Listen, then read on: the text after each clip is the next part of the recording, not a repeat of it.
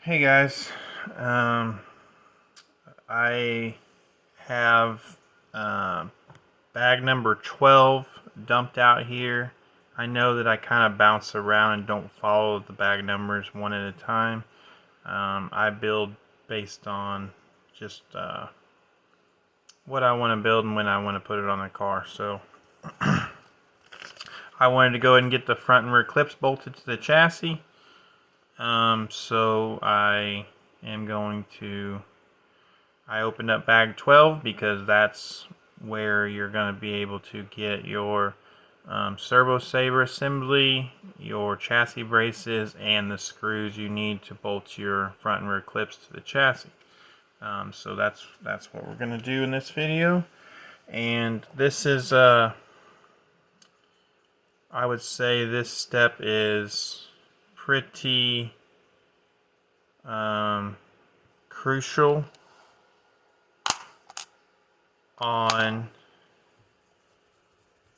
as far as making sure the servo saver itself gets built correctly to where you don't have any problems. I'm going to tell you guys how I do it,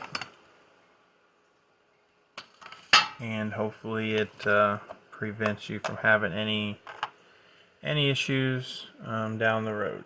So let's get to it.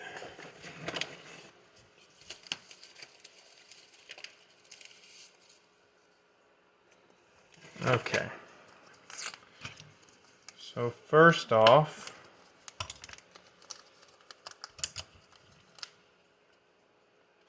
you're going to need two 5 millimeter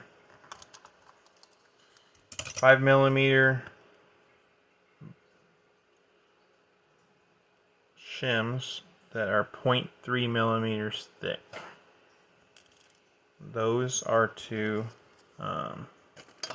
build the Ackerman system itself and build it to where it has no play or excessive movement in the steering rack. So the next step we're going to do is go ahead and get our screws that we need to assemble it, and we're going to go ahead and get those cleaned, remove any oil off of them.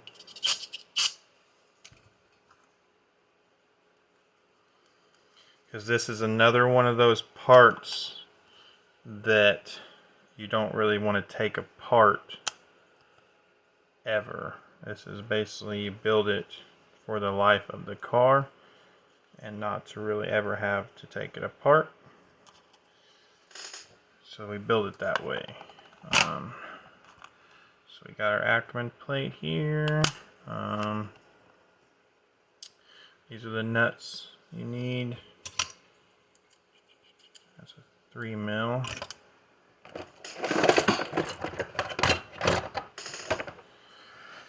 Okay, so the nut that the screw screws into that holds the whole Ackerman system together has a 3 millimeter hex at the bottom of it. So you get a 3 millimeter hex driver and you can lock that into it. And then, so what I do is I take that nut, and then I get my Loctite and actually put it inside this nut. I'll just put one drop in there. Like so. And the reason for that is if you put your Loctite on the screw, if you put it on the screw, you screw it in here and you start screwing it in there, that Loctite bleeds over. And that Loctite starts bleeding over this bushing inside of this plastic is going to start getting, when that Loctite dries, it's going to bind the whole system up, which is a no-go. So yeah, so put the Loctite in the nut, and then that won't happen. So put the nut through, take that shim that we pulled out, that 5 millimeter 0.3 millimeter thickness screw, put that on top, and then bolt the Ackerman plate. I need a little bit more stuff to coordinate. That on there. And bolt the Ackerman plate down to it. And lock it down.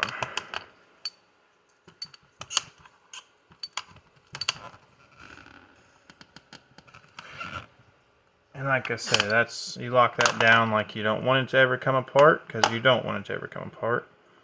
And just be sure that when you do put it together that it's super free. And with that shim on there, it removes the play that this part has up and down, and removes a lot of the slop in the steering system, which is going to be extremely beneficial and give you a much more consistent steering feel overall. So I dropped one of my other shims. I got to pull out another one, because I ain't getting down there to get it. So, the car comes with the plastic servo saver top. I will not be using that one. I've heard that it never breaks. A lot of people use it. I don't personally trust that. I use the aluminum option part. So I will be using that for my build. So nothing, I don't put anything on the actual cut of the servo saver itself. Just put it together. Drop the tube through. There is this little plastic spring guide that you put on there, and then you put the spring on. Then we have the servo saver nut. There's a little O-ring that you gotta pop in here.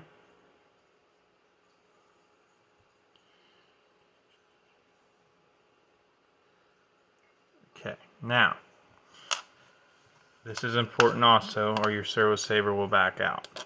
Even though there's an O-ring on here, I still Loctite these threads.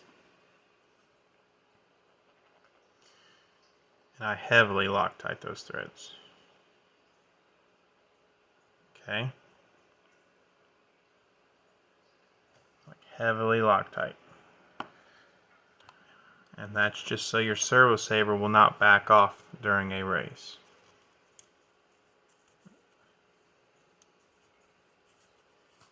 And then I run this all the way as tight as it'll go.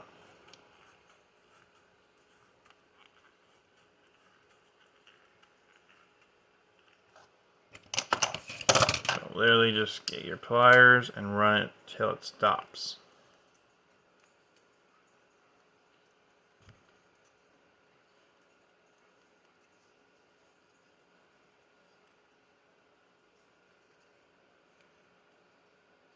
Okay. And then that's, when you run it till it stops, you still have a servo saver. It bottoms out before it comes to completely no servo saver at all. So you still have one, but it's really tight and hard to get it to kick. There is also an optional hard spring if you want it to be even stiffer than this setting right here, but I've found that this setting here works well for me, and I don't ever notice it kicking back on me, so this is plenty fine. Okay, so now that we have the servo saver itself assembled, we can go ahead and bolt that up to the Ackerman plate. So we'll go ahead and get our Loctite put in our nut right here. Same thing, just put it through there and use the same shim on the top there.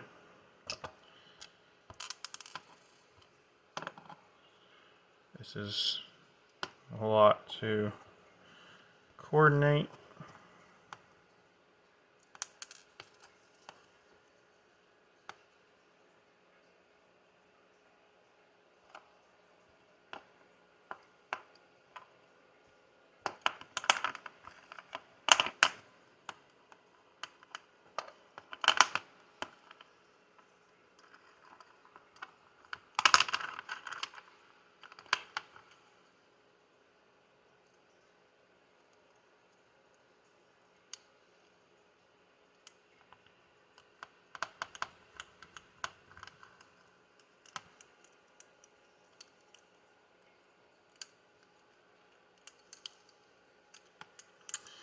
if the shim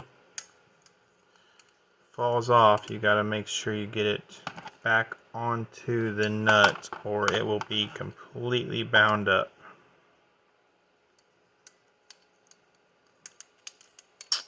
So watch for that.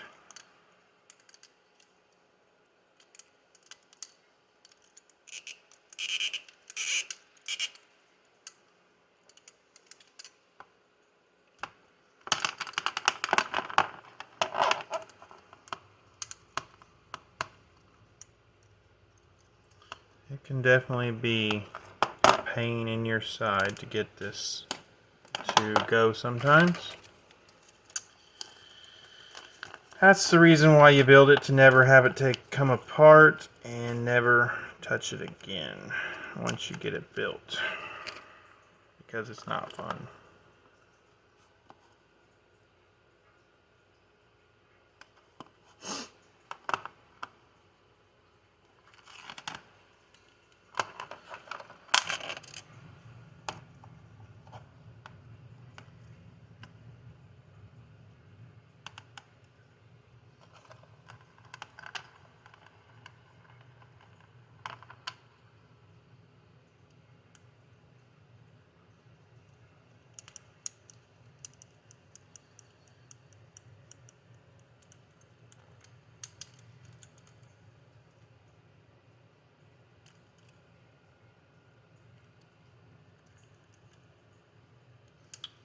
Finally.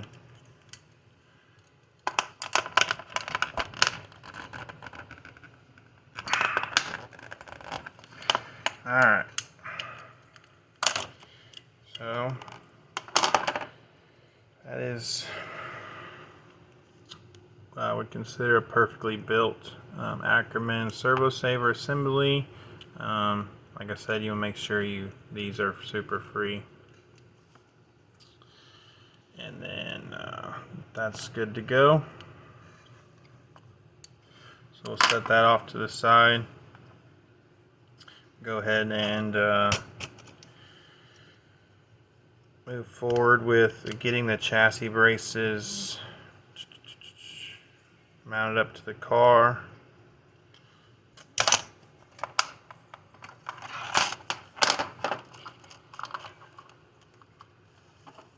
So I do just use the plastic rear mount.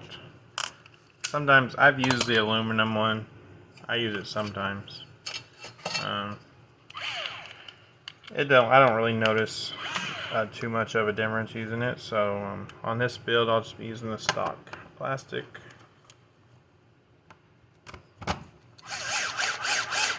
And on this rear chassis brace mount, this is another part you're going to want to go in by hand the whole way. I just get them started with the cordless drill and then take them in all the way with by hand, because you don't want to get the plastic hot on these. This is another spot of the car that's critical to get the best thread possible.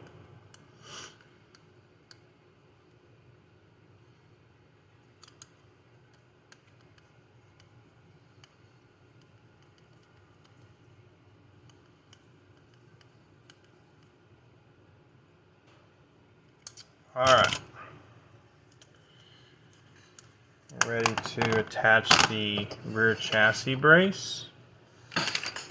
Now I have put it somewhere.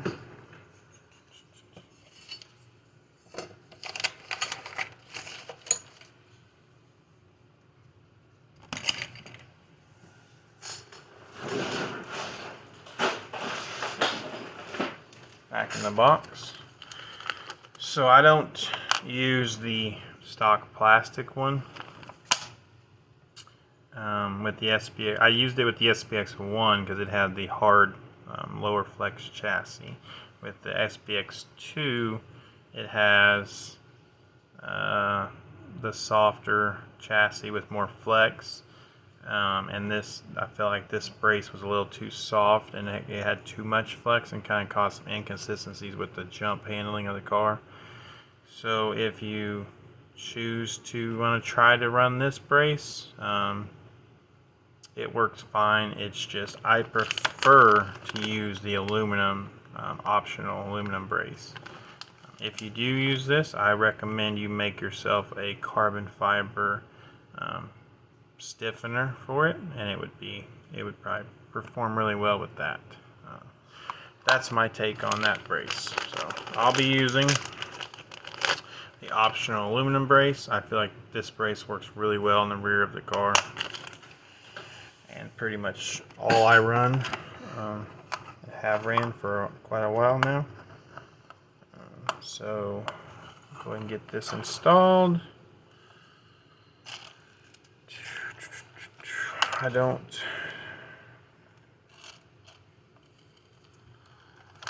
do not see a screw that will work for it in that bag. So instead of looking for it, I will just get my screw box.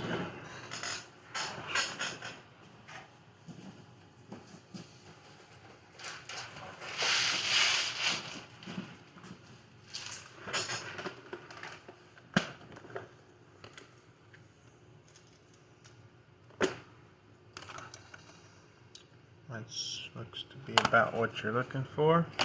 So I'll give you the measurement on that screw in case you're running the same thing where you're missing the screw.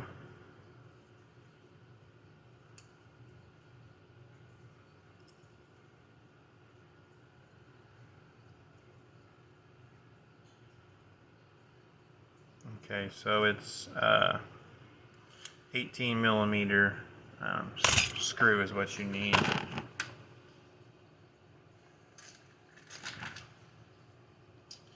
Because I have a 3x20 in my hand and it's a little bit long, so a 3x18 would probably be perfect.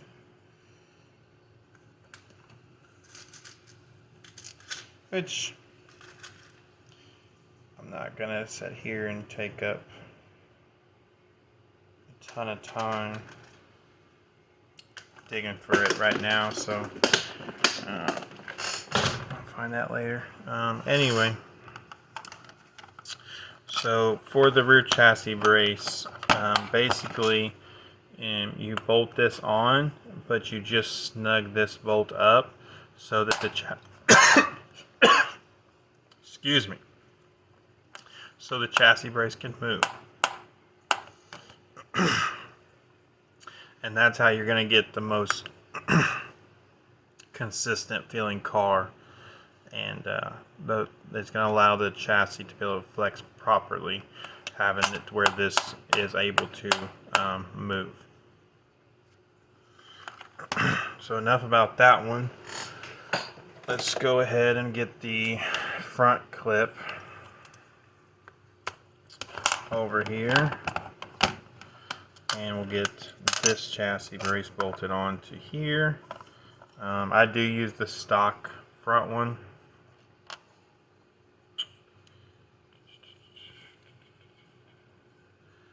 So just pretty easy, nothing to it. Push in all the nylon lock nuts into position, and bolt it up.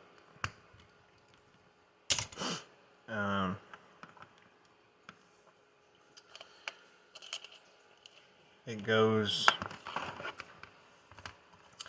so looking at the front of the car, it goes in the second hole from the right.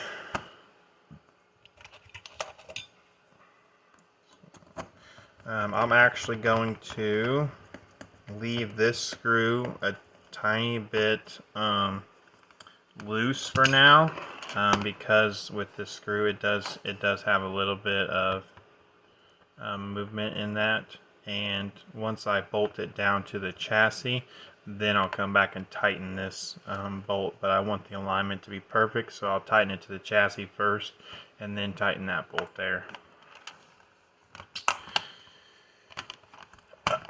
So I think that's about all it really needs to be covered in a video. For this portion, I will bolt these up to the chassis off camera, and then we'll be back in to continue the build series after that. Thanks for watching, guys.